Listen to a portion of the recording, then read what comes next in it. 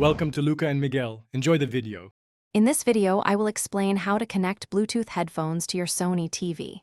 First, it's important to confirm your Sony TV supports Bluetooth audio, specifically the A2 DP profile.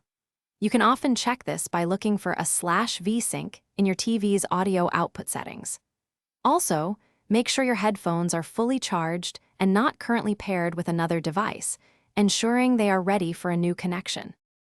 Next, you'll need to prepare your headphones. Power them on and put them into pairing mode. The exact method varies by headphone model, so it's always a good idea to consult your headphone's instruction manual. Generally, this involves pressing and holding the power or a dedicated Bluetooth button for about 5 to 7 seconds until an indicator light flashes or a voice prompt confirms pairing mode is active. Now let's get your Sony TV ready. Grab your TV remote and press either the Quick Settings button, which looks like a gear, or the Home button. From there, navigate to Settings, then select Remotes and Accessories. You'll then choose Pair Accessory or Add Device.